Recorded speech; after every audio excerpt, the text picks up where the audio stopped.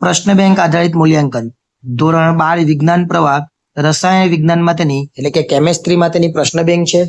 તારીખ 8/8/24 ના રોજ જે પરીક્ષા શરૂ થઈ છે અત્યારે એકમ કસોટી એના માટેની આ પ્રશ્ન બેંક છે. વિભાગ એ ની અંદર 9 પ્રશ્નો આપણે આગળ વાત કરેલી જ હતી. આ 9 પ્રશ્નો તૈયાર કરી લેવાના. વિભાગ બી ની અંદર 3 પ્રશ્નો, વિભાગ બી પાર્ટ બી એની અંદર વિભાગ એ માં 3 પ્રશ્નો, વિભાગ બી માં 2 પ્રશ્નો અને વિભાગ સી માં 1 પ્રશ્ન. જોઈએ પાર્ટ એ અને બી 2 પાર્ટ છે.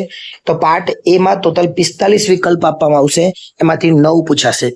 પાર્ટ બી માં પાછો વિભાગ એ છે, એની અંદર 15 પ્રશ્નો, એમાંથી 3 પૂછાશે. એમાં વિભાગ બી છે, એમાં 10 પ્રશ્નો, એમાંથી 2 પૂછાશે. એમાં વિભાગ સી છે, એમાં 5 પ્રશ્નો, એમાંથી 1 પૂછાશે.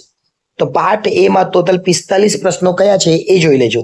જો આપણે સ્ક્રોલ કરીએ છીએ આ બધા પ્રશ્નો તમે જોઈ લેજો.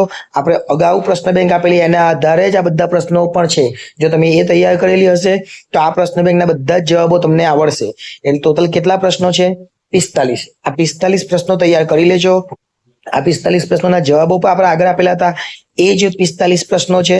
અને એના જો જવાબો તમારી પાસે હોય તો આ પ્રશ્ન બેંકમાં તમને કોઈ મુશ્કેલી થશે નહીં. જો આપણે જોઈએ ટોટલ 45 પ્રશ્નો થઈ ગયા. આ 45 માંથી કેટલા પૂછાવાના? 45 માંથી 9. એ પણ આગળ પણ આપણે કીધું હતું. પાર્ટ બી ની અંદર 3 સેક્શન છે, સેક્શન એ, બી અને સી. તો સેક્શન એ ની અંદર આપણને 15 પ્રશ્નો આપશે. 15 માંથી કેટલા પૂછાય? 3. સેક્શન બી ની અંદર 16 થી લઈને આપણે જોઈ શકીએ અહીંયા 25 જેટલા પ્રશ્નો, એટલે કે 10 પ્રશ્નો, એમાંથી 2. અને સેક્શન સી ની અંદર આપણને 5 માંથી 1 પ્રશ્ન પૂછાશે. અને આ જ માળખું અને આ જ પ્રશ્નો આપણે અગાઉની પ્રશ્ન બેંકમાં પણ આપેલા હતા. પણ તમને વિશ્વાસ ન થાય તો એ જોઈ લેજો, કારણ કે આપણે અગાઉ પણ આવા વિડીયો મૂકતા રહીશું અને આવનારી ત્રીજી એકમ કસોટી માટે પણ આપણા વિડીયો આવશે. એટલે 10 દિવસ અગાઉ જો તમને પ્રશ્ન બેંક મળી જતી તો તમારે તૈયારી કરવાની રહેશે. અને એ જ પ્રશ્નો આવે છે એકવાર ચેક કરી લેજો. આભાર.